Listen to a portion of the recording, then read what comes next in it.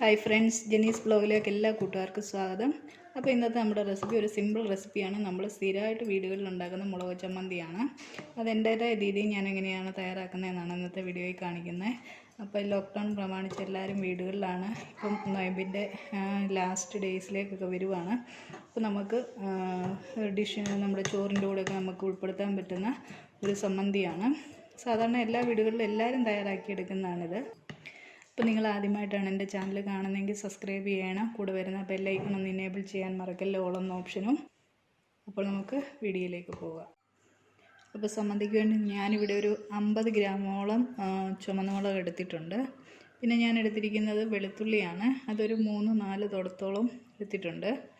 പിന്നെ ഒരു 10 ചുമന്നുള്ളികളും എടുത്തിട്ടുണ്ട്. ഒരു ചെറിയ കഷ്ണം കുരു കളഞ്ഞ് വാളം പുളി എടുത്തിട്ടുണ്ട്. പിന്നെ കറിവേപ്പില, ഒരു ചെറിയ കഷ്ണം ഒരു ഇഞ്ചിയുടെ ഞാൻ ഇതിനകത്ത് ചേർക്കുന്നുണ്ട്. ആവശ്യത്തിന് ഉപ്പ്.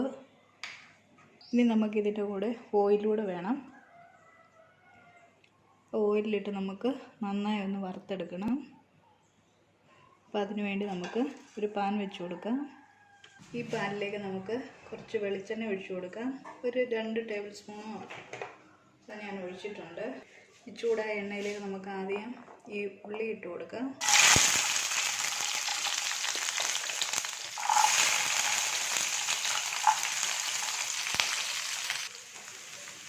ചുമന്നുള്ളി ഇഞ്ചി ഒന്ന് നടുവെ പൊളന്നിട്ടിട്ടുണ്ട്.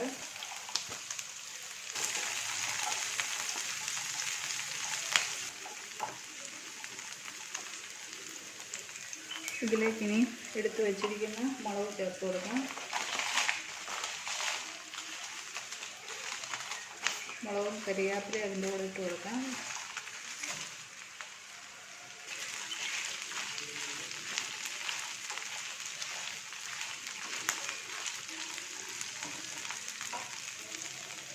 ഇതിലേക്ക് എടുത്ത് വെച്ചിരിക്കുന്ന പുളിയും ചേർത്ത് കൊടുക്കാം. ഈ പുളി എണ്ണയ്ക്കകത്തേക്കാണ് നന്നായി ഒന്ന് മുരിഞ്ഞ് വരണം. ഇതിലേക്ക് നമുക്ക് ആവശ്യത്തിന് ഉപ്പ് ചേർത്ത് കൊടുക്കാം.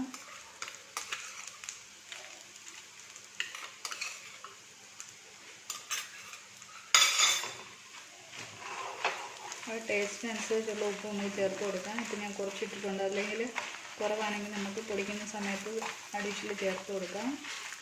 മുളക് കരിയാതെ നന്നായി ഇത് വഴറ്റിയെടുക്കണം.